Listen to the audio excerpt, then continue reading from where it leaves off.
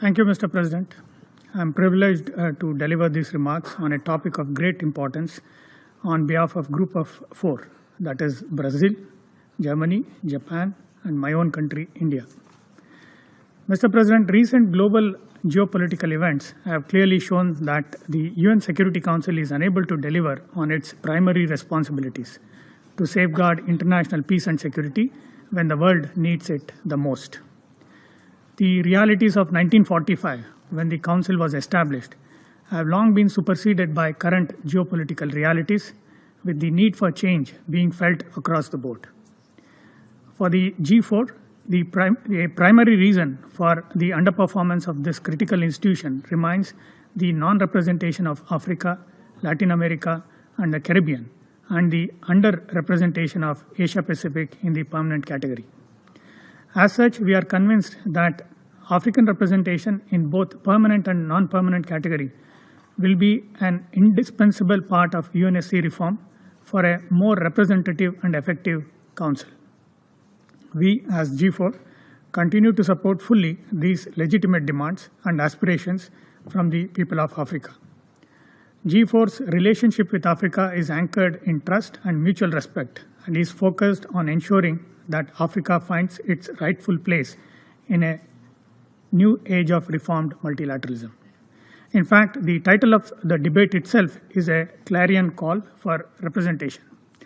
Representation in key multilateral bodies is still not a reality for Africa and many other regions of the world, and it is imminent on us to correct this historical injustice, not only from historical point of view, but also from the perspective of future generation. This holds true. Africa is a continent with youngest demography, one with vast natural resources, expanding capabilities, growing markets, and most of all, rising ambitions. It is also inconceivable that Africa, which constitutes over 70% of UNSC's agenda items under discussion, does not get a permanent voice at the horseshoe table. Mr. President, G4 has walked the talk when it comes to correcting historical injustices done to Africa. Catering to today's realities, the G4 model of UNSC reforms has clearly proposed that the Security Council membership increase from the current 15 to 25 to 26 by adding 6 permanent and 4 or 5 non-permanent members. Among the 6 new permanent members, 2 each are proposed to be from African states and Asia-Pacific states, 1 from Latin American and Caribbean states, and 1 from West European and other states.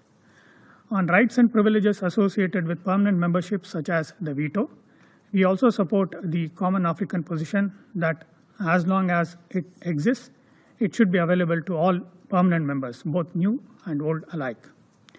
It is the G4's firm belief, shared, we believe, by Africa and other groups, that any reform of the Council that does not address the lack of representation, particularly in the permanent category, would only exacerbate the current imbalances in the Council's composition and render it ill-equipped to address today's international challenges.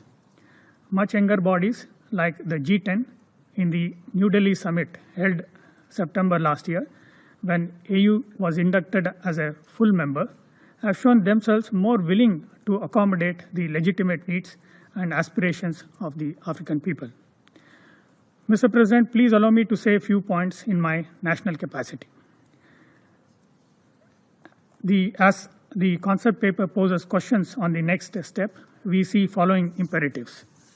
1, adding references to common African position and majority support to expansion in permanent category in a pact for the future as it befits endorsement by our leaders.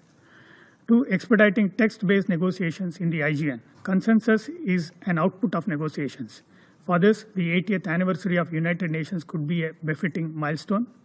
It is important that we do not keep delaying reforms, waiting for a consensus to emerge, as consensus can only be arrived at through text-based negotiations. The other scenario is of status quo, where reforms and representation are only elusive. That should not be our path. 3rd, we must push for reforms heeding to the voice of the young and future generations, including from Africa, where the demand to correct the historical injustices grows ever stronger. Otherwise, we simply risk sending the Council down the path of oblivion and irrelevance. I thank you.